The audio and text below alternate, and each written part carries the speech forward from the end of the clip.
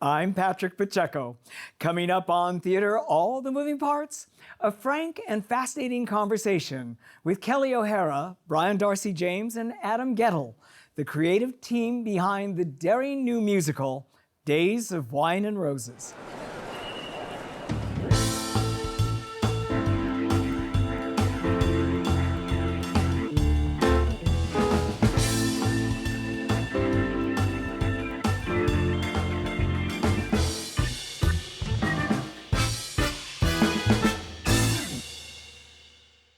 Hello, I'm Patrick Pacheco.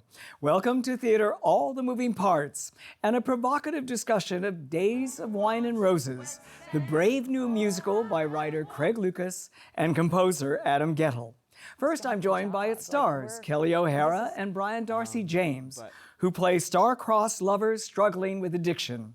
Then I speak with the show's composer, Adam Gettle, Tony winner for Light in the Piazza, about what drew him to this dark and poignant story. Welcome, Kelly. Welcome, Brian, to Theater All the Moving Parts. And congratulations on one of the most riveting and heartbreaking shows I have seen in recent memory. Thank you, Patrick. It's an Everest of a musical for both of you, I'm sure. We should probably state at the outset that Days of Wine and Roses is about Joe, a hard-drinking PR executive who meets Kirsten, a teetotaler and secretary. They marry, have a child, and struggle mightily with another person in the marriage, that is alcohol. So I guess I would just start our conversation by saying, when you both saw the 1962 Blake Edwards film on which this show is based, what were your impressions? And I know it might have been some time since you've seen it. Yeah. But let's start with you. It's a long time ago. I haven't revisited the film since I was a teenager. It stuck with me deeply because when we started to talk about the project, it was still there in my head. And we should say you started talking about the project at the time of Light in the Piazza, which you were in with Adam Gettle, the composer. Yes, it was the summer of 2002. Brian and I closed a show called The Sweet Smell of Success in June. And in July, I found myself unexpectedly out at Sundance at the Theater Lab, working on a piece actually with Michael Greif. And they needed an extra singer in a brand new musical by Adam Gettle and Craig Lucas called The Light in the Piazza. And I got lucky. Ted Sperling actually plucked me out. And I did both projects, and I just fell in love with Adam's music. I was listening to Myths and Hymns and Floyd Collins, and of course the score for Piazza. It was about halfway done at that point. And we talked about an idea, really, the sole purpose was so that I could work with him again. And I was in that age where I wanted to play something other than the normal ingenue. Mm-hmm. I wanted to play something with a little more depth and challenge. And this really felt right. Boy, was it ever. Exactly. Brian, had you seen the film and did you ever in a million years think that you would be playing Joe? No. Yes, I'd seen the film. No, I never imagined that I would be playing that part. The thing that attracted me about that movie, to answer your question earlier, was just, the sheer dynamism of these two characters and just as you say, the Everest that they climb as actors in telling the story and the execution of the storytelling. And what is asked of them, that was very appealing to me as a young person who was just getting, getting drunk with learning about acting, and so that was the magnet for me. And so now having the chance to kind of fill those shoes and play these characters with that as a reference point is kind of a remarkable thing. Kelly, obviously, you brought Brian in. You had, as you just said, had played not opposite him, but with him in Sweet Smell of Success in 2002. Mm-hmm. What made you think that Brian was the right person for Joe? Brian's played a lot of different types of characters over the years, but I had only seen him in two at this point, and the first one was The Wild Party, Andrew Lippa's Wild Party. Yeah. And I'll never forget it. I just became an immediate fan. There was something just visceral and deep and exciting about the way he works. And then I saw it again in Sweet Smell of Success in different ways. Mm-hmm. And then in Sweet Smell of Success, he was playing a guy that was sort of a cad, but there was this heart inside it. And I think the telling of Joe and Kirsten is one of the most important things for me is that they're human beings, flawed but sympathetic, not villainous. It must have been daunting to face this role in this show. And we should say that Craig Lucas, who wrote Light in the Piazza, wrote this brilliant book for it as well in collaboration with Adam. Were you intimidated at all by the material? Intimidation is a strong word. It's interesting. We had done Sweet Smell of Success, which is a musical based on a classic, if not, extremely well-known movie called Sweet Smell of Success. So I've been asked to recreate something, a Tony Curtis performance in a great movie, and here it is in a musical. So there is a certain kind of a trepidation, I suppose, trying to kind of find your own way to kind of create a character that is different than, but similar to the path that has been forged already. So having done that already, it takes a lot of the pressure off. As you started the process of working with Michael Greif and Adam and Craig, was there something that unlocked the character for you as you was reading through the script, listening to the songs? In Joe first and then in Kirsten? Well, I mean, one of the first songs I heard was Forgiveness, which is a demo that Adam had sent when things were really kind of moving full forward with like a real, because we'd been working on this for 20 years. Yeah. And so we'd have little islands of time where we would jump on it, maybe one song here, maybe some book here. But once we got kind of closer to the idea of this was really going to happen, there was something there. Forgiveness came along, and sonically and lyrically, I just, the idea of singing a song about forgiveness and what that means to someone who is an alcoholic and trying to understand what they can, the hook that they can take themselves off of in order to be able to breathe themselves and see that there is a chance for them to live a life that is worthy and is valid and is not without shame. And what do we think he should have done with what he was given? He's not a confidence man, he's an ordinary one, doing what he can.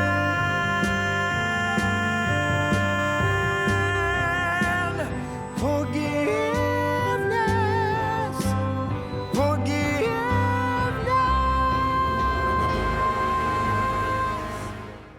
That was a strong, completely unexpected iteration of character that I could have never imagined, like I said before. So I think that was, for me, the beginnings of like, wow, there's so much to explore here in a musical way. Kelly, was there a eureka moment in the way that it was for Brian in terms of working on the show that you thought unlocked Kirsten? What I think I know for sure is that there's something about this material from the minute I started to be acquainted with it. It's written by people who understand very deeply, much more deeply than I ever could, this material, this situation. And there's something that is so human and honest and truthful in it that when I take it in and process it through anything I know, a family member, any history, any memory, there's something so real about it that it takes me to so many places in my history, in my past, in my childhood, that I keep saying this, but it's literally like getting on a train and a breathlessness and riding that train in a way that, I said to myself, and I've said this to you before last night, there's a couple of things about the show that are, this is happening for the first time in my entire career. You can let yourself go 100% in it, but there's a danger to it. The job is to actually marry this breathless, free quality in playing this character with the technical aspect of doing a show 8 times a week, because there have been instances just recently where if I'm too free, I miss a line or I miss something, which I don't do. I'm completely out to lunch in the most delicious, creative way I've ever been, meditatively, in the show, but I can't go all the way. I always have a nugget. I'm a mother. That's one thing. I have a child. I have a daughter the age of Lila, who plays my daughter.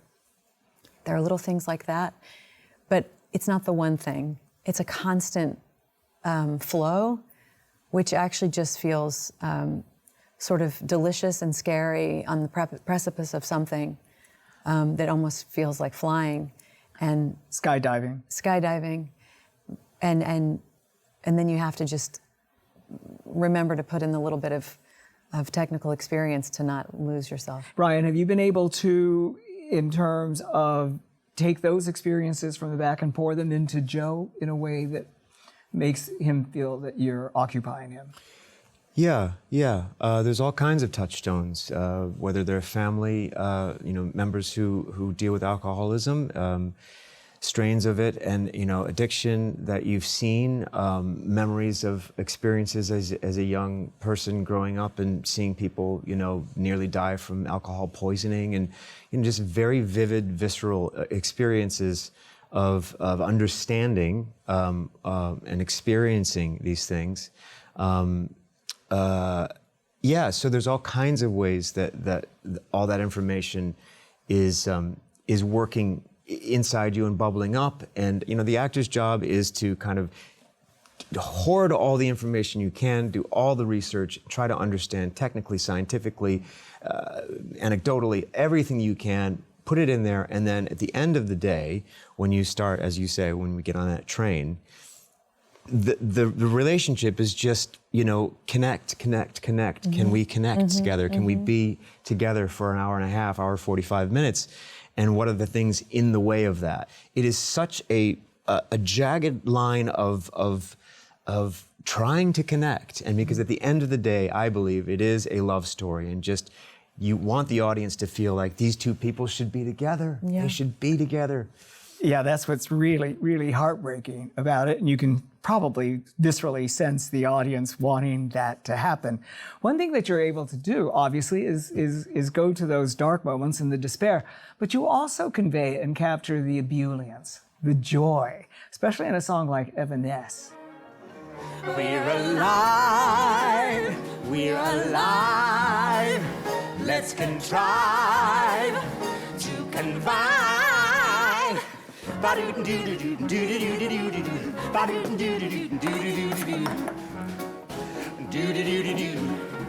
Who needs dry land? Who wants wet sand? All I want is you. You kind of understand what the appeal of alcohol is when you're singing Evanesce. Yeah. Did you capture that as well? And is that possibly where you're so into it, Kelly, that you go beyond? No, those are the parts that, it's an interesting thing for me. The beginning of this musical feels to me like a lot of the things I've done in my career. Mm-hmm. It feels like the thing that I sort of, we know what we play. Throw out some titles of stuff that you've done. Pajama Game and being, falling madly in love. I love falling in love on stage. It's my, South Pacific. South Pacific. Name them. Carousel, whatever you want. The second half, or that, let's say there's 3/3, so the second 2/3, when it becomes less about my love story with him and more about my love story with alcohol, that's when the freedom of the writing and the material could get me in trouble. I mean, I'm laser focused when I'm with Brian. I feel like Evanesce is joyful because it's exactly how it's written to be. Yeah, it's easy. And it's easy. It's and easy. But it's interesting you asked that question, because I love these very intimate and deep comments I get from close people. I love the way this show brings out conversation. I mean, people don't want to leave after that. They just need to talk. And I love this. And everything about Evanesce, everything about him coming in and saying, and kind of joking with me, I got the job. The celebration of this guy that I love just got the job. Like, this is such a good day. I love him. I want him to be happy. I'm happy for him. My friend sees it's time to drink. Thank God you got the job. We can drink. Yeah. My friend who's sober for 3 years says, all I could think was the time of the day when you get to have that first drink. Because you've waited, because you're so responsible and you're so functional. You've waited, and now we get to, because you just got that job. And I love that feeling that if we are being truly, honestly human with each other, telling a story in whatever way that we find to tell it, in our own heads and our hearts, but it's full of honesty and joy. The second part, the dark night of the soul that Kirsten has, is your Mary Tyrone? Is it your long day's journey into night? I don't want it to be anything that's held up against some other sort of performance. I want it to be a representation of real women. I've watched women who've given up their careers to become housewives and mothers and loving every minute of being a mother, but losing something in themselves and becoming alcoholics. Brian, in what way is this a quintessentially American story? Putting it in the American kind of context, I think the idea of the era and the story we're telling, and then of course the form of the storytelling, the musical, which is quintessentially American in and of itself, that combination is, I think, it lends to that supports that idea. We are looking at this through the lens of now, but in a time when vocabulary was limited, understanding was limited about what this disease is and how to deal with it. Pressure is greater for her because her mother has died. Her father is cold and at a distance, and there is the guilt that she's wrestling with in terms of whether she should have, quote unquote, abandoned her father and go to the city and taking care of the parents. Taking care of the parents. So she's under that tremendous pressure. Absolutely. Joe is explained a little bit more in detail insofar as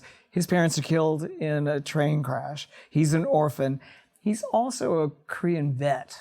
So that seems to, quote unquote, exonerate him a little bit more than it does. This is another thing about Craig's book, which is brilliant, because he's taking one sentence and he's addressing mountains of information. And just from my point of view, when Joe is talking to Jim, and you really see that kind of sponsorship, that relationship happening, the first line in that scene in the diner is Jim saying, no, it's not because you're running from your feelings. Yeah. Because Joe does, in my backstory, Joe, and you see it in 435 when he destroys the greenhouse, he does suffer from post-traumatic stress disorder.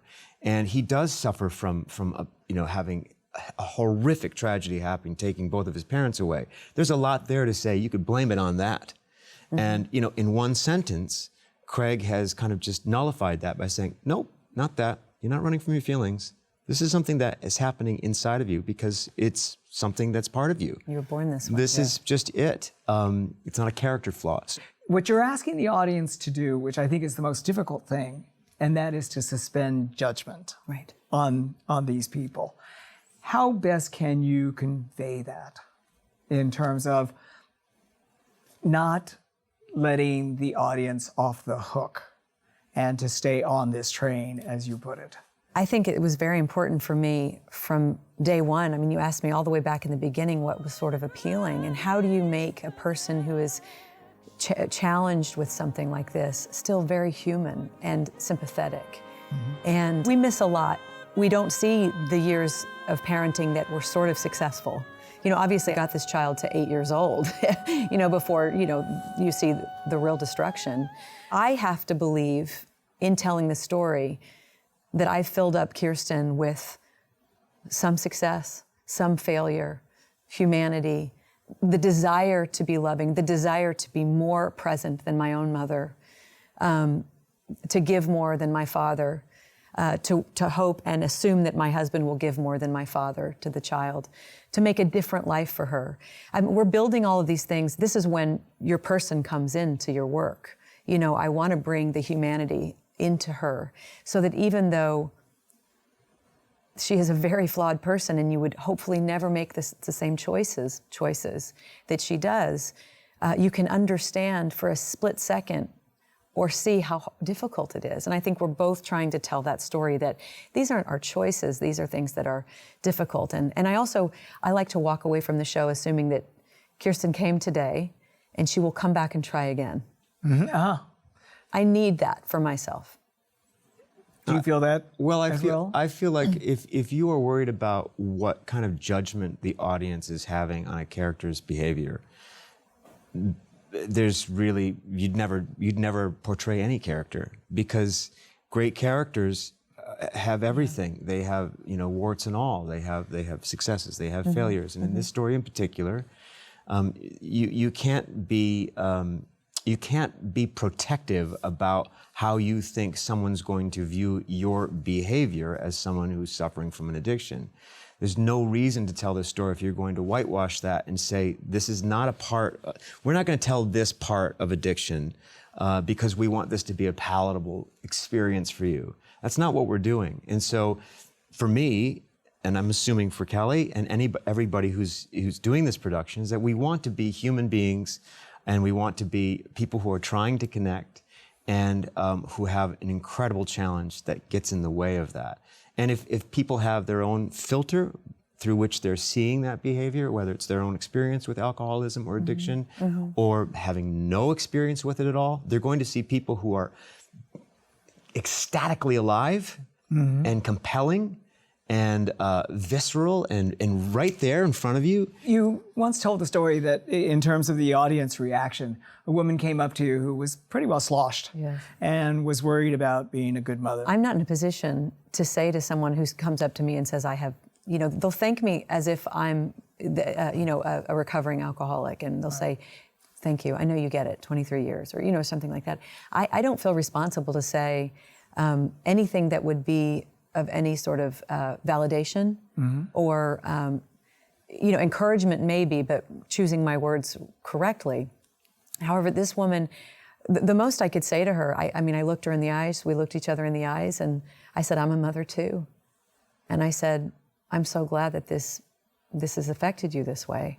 I said, I'm sorry, and I'm glad if it's making you think. And that's all I said. You're both very disciplined. In your world, in our world of carnies, there are people that do go off the deep end. There are people that do end up not showing up in rehearsal on time, etc. Has this experience made you more forgiving of that? Interesting. I don't know. I suppose it's there's insight there. But look, at the end of the day, if you're gonna get together with a bunch of people and try to create art, you better hope that everyone's gonna be on the same page and want to collaborate in a way that is, this is very judgmental. I'm saying this because what I want is for everyone to kind of be on the same page, and of course, maybe not everybody is. So yeah, I guess I'm thinking about it now as you say it.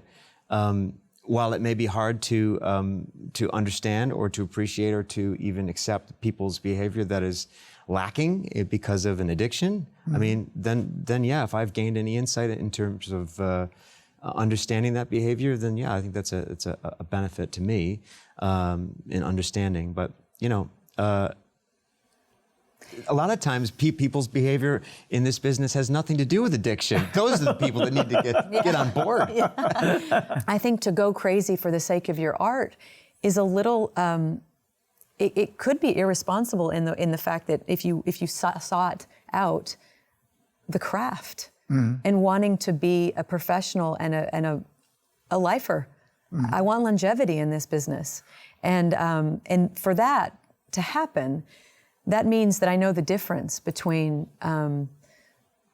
losing myself completely and using what I've learned. And yeah, this is the benefit. Sorry to interrupt. What I've learned. I'm sorry. The benefit of having a career and having had experience and having had the luck of getting to do many different things. And sometimes I have had experiences where I have felt like the play is taking over.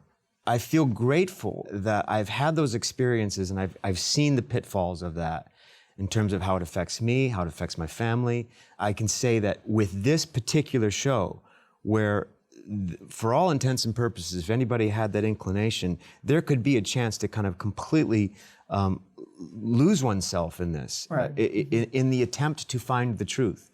And this is where experience has been very helpful for me to be able to say, I know what the parameters are. I'm not sure how much experience you've had with jazz-inflected scores, but this must have been a real challenge for you. And there's that lovely moment, and I think the song is Are You Blue? Are Is You that Blue? correct? In which it even demands improvisation to some extent.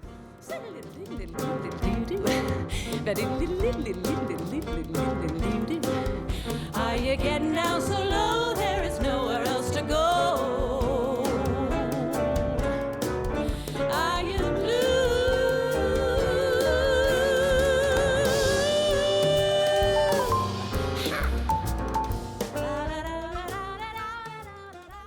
Yeah, at this point, I'm probably improvising as much as I can, but make no mistake, every single word and do, de, dee, zeebity bop, zeep is written down. This is an Adam Gettle production, and he scatted for me, and then I learned it. Now I'm sort of going off the rails, but it was there as a piece of material for me to try to learn. It has been challenging. I love it. I mean, I've always dreamed myself, you know, in front of a big band, you know, in my little dreams. But I do tend to be more classically bent, and so this is really fun to drop something like that in the middle of this piece and let me.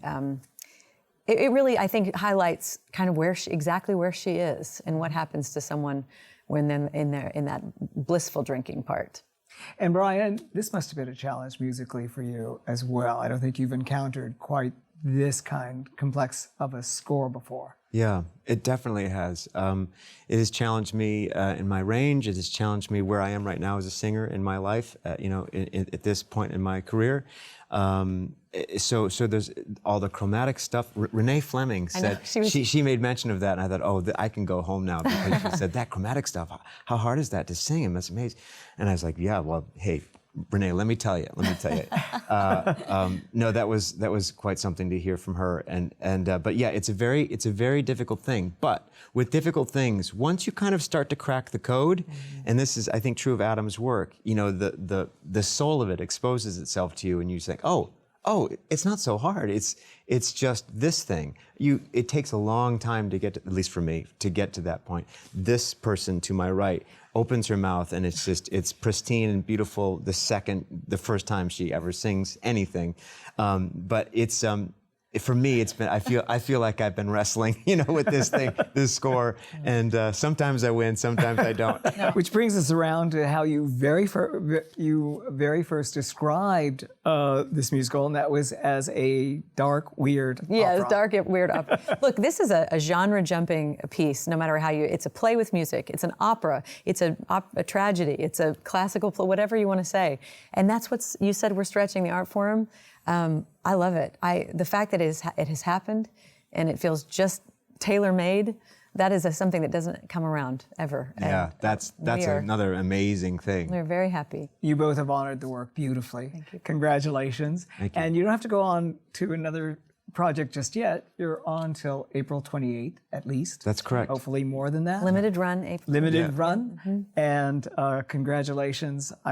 It's hard to say have more fun with it, but I think you can. Yes. Oh, yes. In just that Oh, way. yes. I agree. Thank you so much for joining us. Thanks, you. Patrick. We're taking a short break. When we return, I talk with composer Adam Gettle, Tony winner for Light in the Piazza, about his long-awaited return to Broadway, adapting a story which plumbs the deepest and darkest yearnings of the human heart. We are back.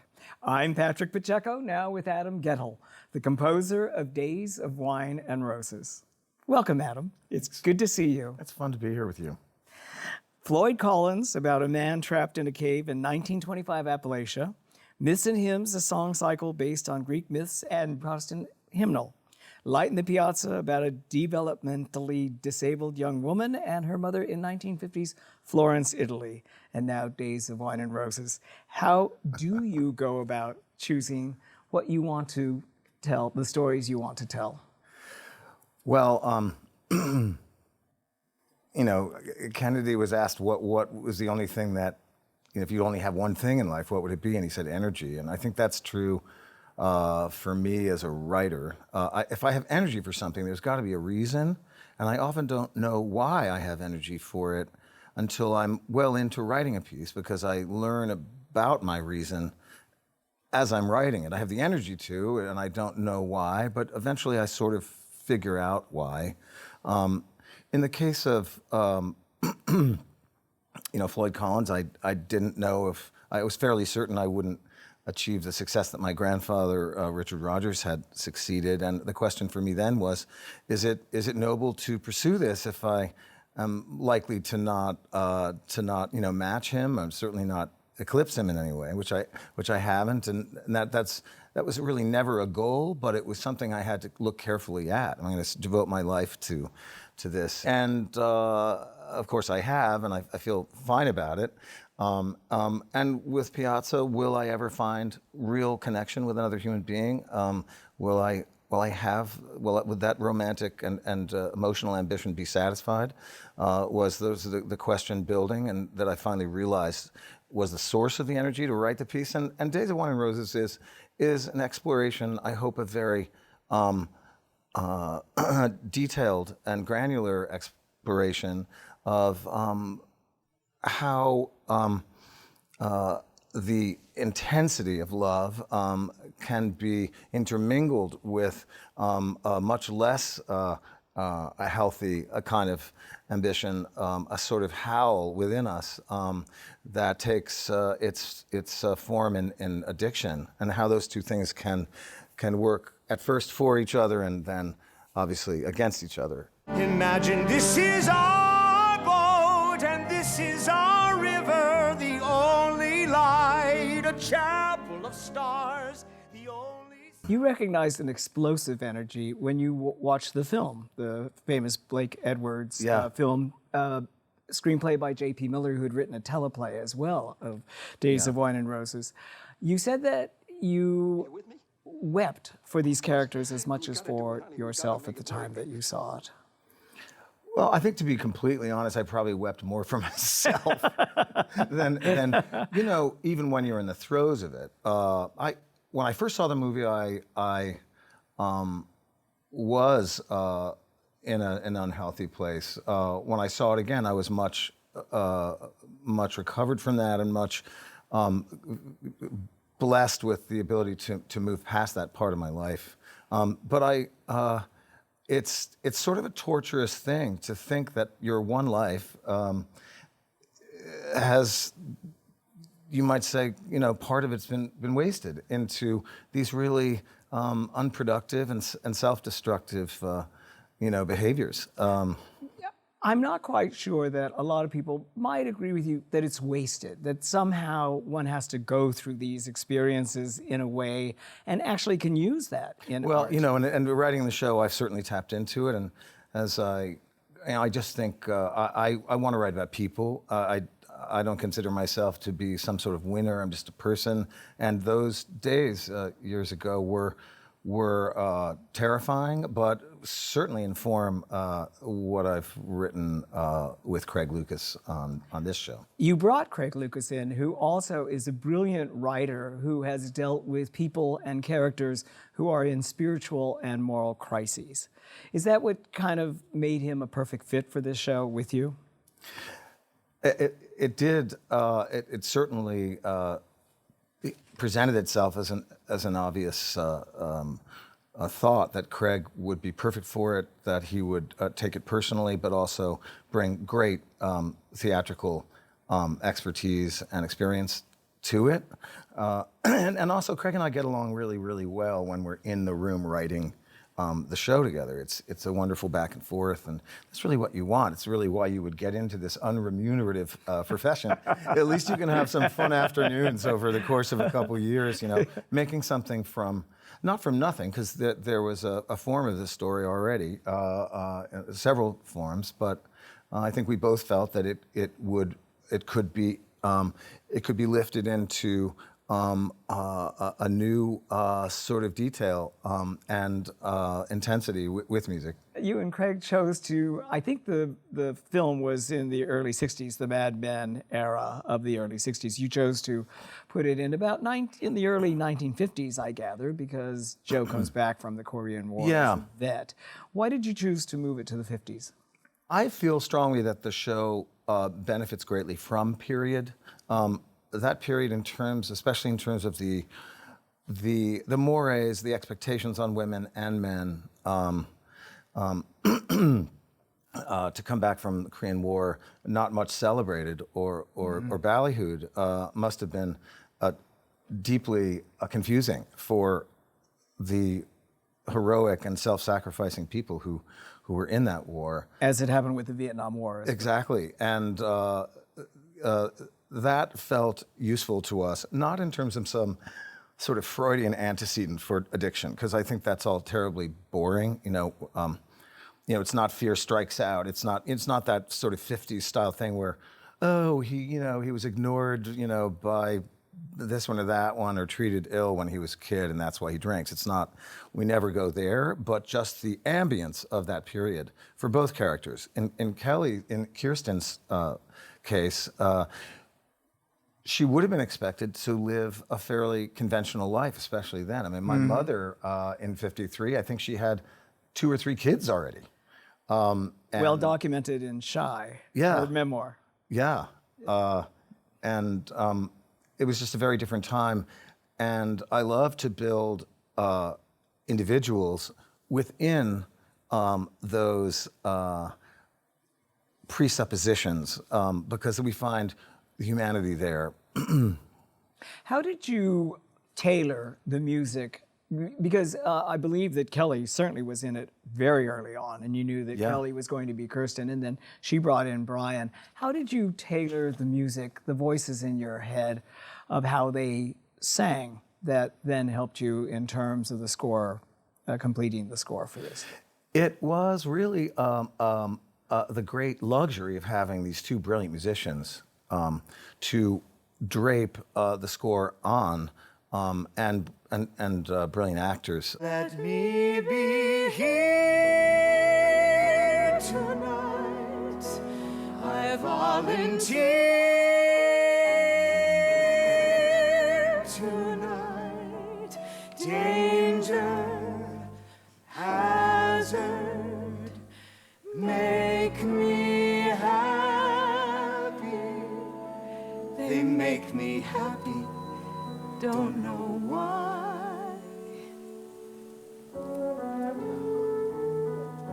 I did what I thought the story and those characters required, and I didn't have to hold back too much, much to their nightly, Nightmares? chagrin. And no, we try to, I really did not want to, nor do I want to overtax them in that way. It's very important not to. And, structure the vocal writing in such a way that it's not too taxing and certainly not destructive or unsafe. So it was great. It was a privilege to write for people who are that good. You can really do what you want, what you think the story needs. Yeah, this is obviously a jazz-inflected score. What were some of your influences when it came to that? Well, I played upright bass for years. That was my first instrument that I performed with, except for my voice when I was quite young. So I played upright bass in clubs and, for about 15 years, almost 20 years. So I was around a lot of that world, and I learned a lot of, it just got into my bones.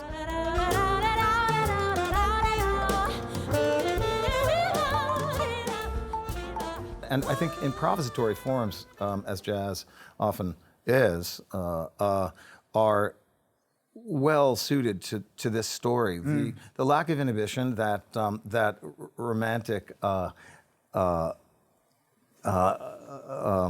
romantic obsession and addiction engender, that the lack of inhibition is very improvisatory. And it seems like you can also put in menace and the unsettling nature that also seems to be consonant with jazz as well. Yes, certainly. Jazz has a lot of angles and splinters and glints and unexpected tumbles and heroic grapplings, and that's in the sound of the instruments, in the rawness of a single reed of a tenor sax, and that's also throaty and good for the show. But why would anyone remember Joe Clay?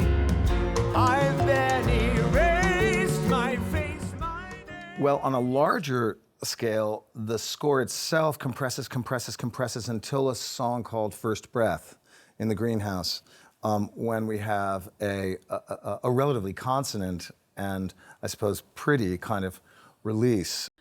I can breathe again. First breath since I don't know when. Breath is like an omen. It's a very healthy moment for both of our main characters in the story. So that's the larger sort of version of it. One of the sort of themes in the show is a song called There Go I, which we hear first in the beginning, where Kirsten sings it. And it was, it's a song about addiction, but the task was to never mention alcohol or addiction or anything. It's about wanting what you can't have and finding it fascinating. An iron fence. A bolted door. A bolted door, like, let me in there. I used to work with something that I used to always think about. My grandmother had one of those thick glass coffee tables, with the green edges. So I would get down on my knees and look in there, this sort of emerald world, and I used to think, gosh, I want to get in there. I'd like to live in there. And I think Kirsten has the same kind of feeling of being drawn to that, that is what is howling from inside of her. And to some extent, I think Joe has that too. While the music may be complex, I think the lyrics are so simple that they bring to mind, at least to me, Oscar Hammerstein, who obviously worked with your grandfather. He's up famously. there going, really? Two people stranded at sea, two people stranded are we. We are. We are. Are we are. Like that. I mean, it seemed to me that has a Hammersteinian quality in its simplicity. Is that what you learned from perhaps him or Sondheim? I think to use, in the case of that song, which is Evanesce, where they're in a terrific place, it's sort of like a glass and a half in to white wine, where it's just you're firing on all cylinders and you haven't made a fool of yourself yet.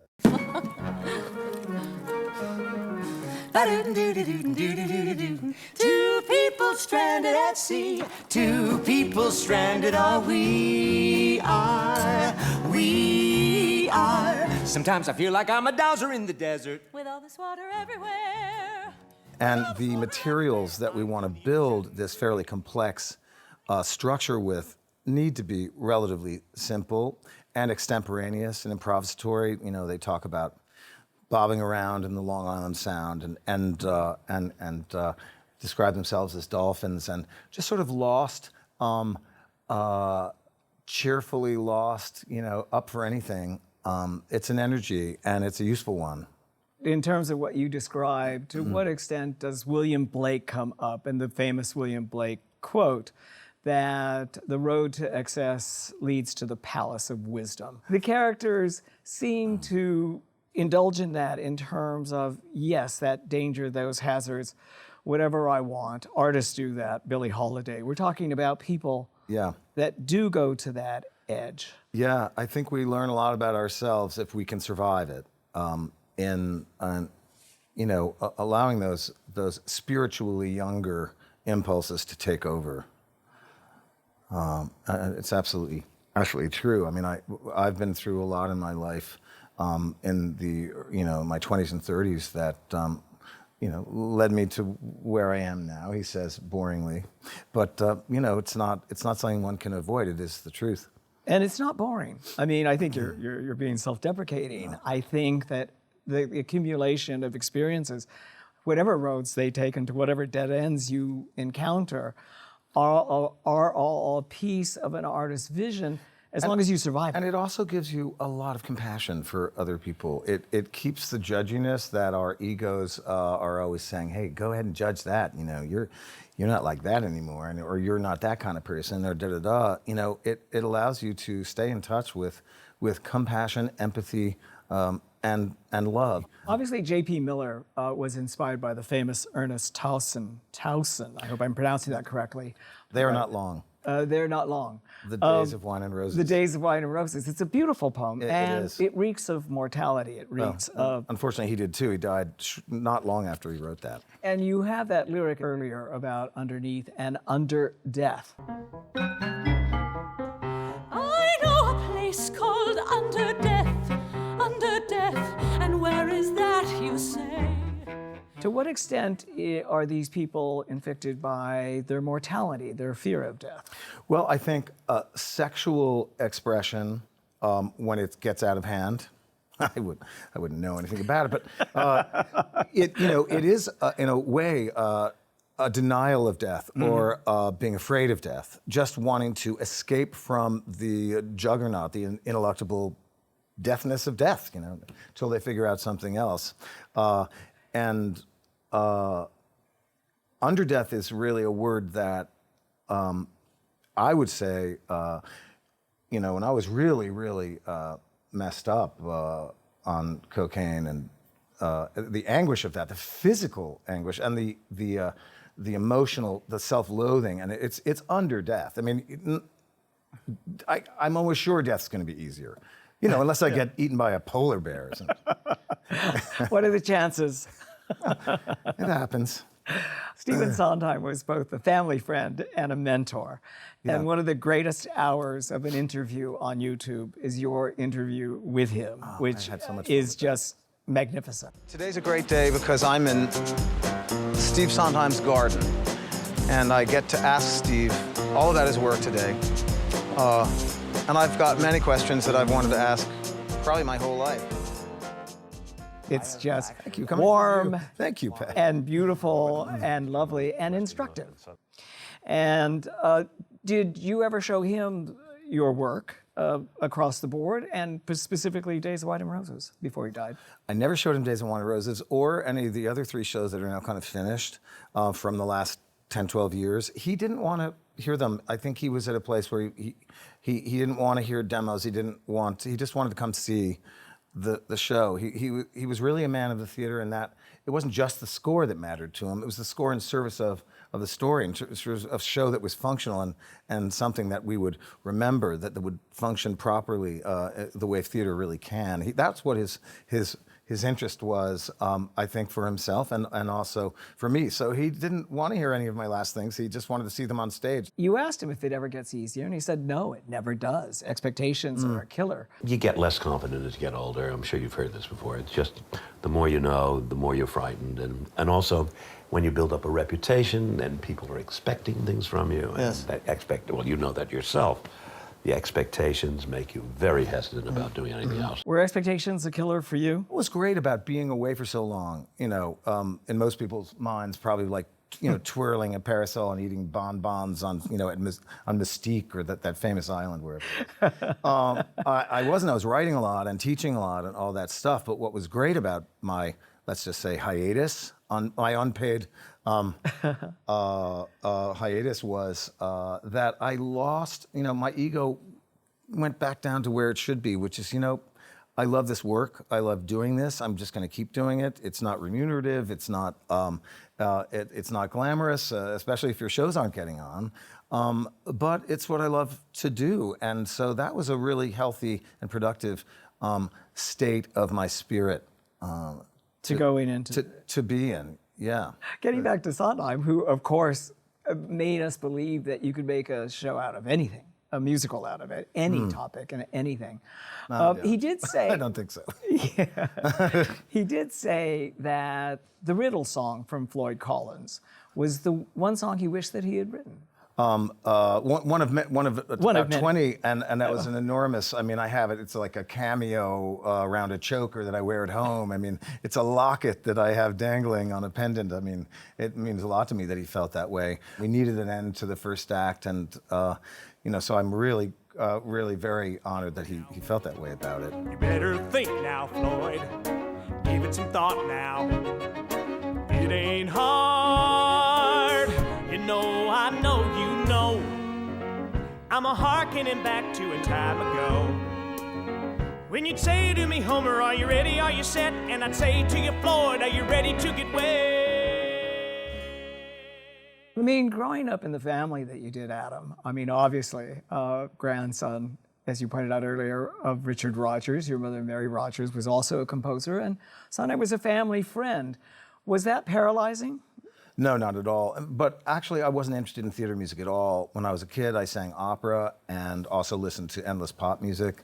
My mother didn't allow music on in the house very much because she was, by the time I had sort of become cognizant and interested in music and wanted to listen to it all the time, it was only headphones because she was writing words and writing Freaky Friday and stuff. And if there was music on in the house, she'd come and like turn it off right away because she couldn't concentrate. So there wasn't a lot of theater music in the house, but if there was, it would have been Sondheim, not my grandfather. Right. And all that's fine because I adore them both, and they're very much part of my life now. Did you have to come to terms with the inner teacher that you had in your mother? I just really am grateful for what she taught me. It was, talk about the carrot and the stick. The carrot for working hard to be a better writer was, I will continue loving you. And the stick was, I won't continue if you're not good enough. So she was clear about that. What did you think of her memoir, Shy? Well, I think memoirs are a complicated form and often written by people who are actually a little too old to write them. And I think it's very good that Jessie Green, who did a wonderful job as her sort of interlocutor and interpreter and faithful scribe, it's very good that she had him. In the case of, let's say, Arthur's memoirs, Arthur Lawrence, there is a lot of sort of sour pridefulness, which is, I think, a result of people writing their memoirs when they're mostly just id, and the superego is not there anymore to sort of say, you don't want to make that sour thing, that sour comment your legacy. Maybe steer away from that. I think memoirs should be written by people who are still playing doubles. At one point, you said, to live on the earth is a lonely and sorrowful thing, and I need to be able to access that. Do you still think that living on this earth is a lonely and sorrowful thing, and can marriage, love, ameliorate that? It certainly can, and in my life right now, it certainly is glorious and not lonely and not generally sorrowful at all. But it certainly can be, will be, is, and that's the stuff that I actually generate a lot of my work from. I don't really know how to stay in a treacly place, or although I have great ambition creatively to make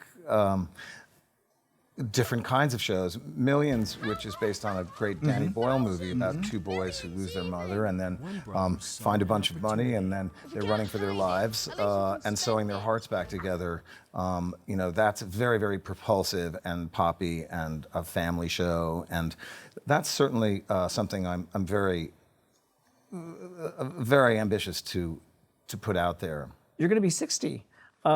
Yes, I am. At the end of this December. That's yes. right. At the end of 2024, I'll be 60. Are you sort of feeling that mortality? How does it feel? I love getting older. I really do. And people talk about it in terms of, you don't care what people think anymore. Well, I do, but I just love knowing more, having more friends, having young friends, having a little bit of work under my belt. I love teaching. I love having something to teach. I just love every year that goes by. I just like it more. And there is that moment, obviously, in Under Death. Yeah. and explain what's happening in that moment. Right. So Under Death was a really personal lyric, probably the most personal for me, in terms of what I had been through and what Kirsten is going through at that time. She's dead drunk, and she's giving her daughter advice, kind of inappropriately. You know, they're supposed to be playing hide and go seek. It is under death, of course, my girl, your mommy goes there every day. It is under here and under how and under you and under now. It's under where I won't allow my girl to ever go. Why is that? Why is that? She's basically saying, don't ever let yourself get to where I am right now, which is sort of for her young daughter, like the worst ice cream cone in the world. You know, what kind of hide and go seek is this? So the score, in terms of the lyrics, gave me a lot of latitude to be ruminative and associative, which that song is, and also formal when I want the audience to be comfortable in a conventional song like First Breath. I can see the air, sunset scattered everywhere. My little family gathered there. I'm home. Well, that brought us to the conclusion of our interview. Thank you so much for Thank joining you, Patrick. us. It's been really, really stimulating. fun. It's great to see you. Great to see you. And thank you for joining us. We look forward to bringing you more fascinating conversations with theater artists and professionals who live and work only to astonish us. I'm Patrick Pacheco.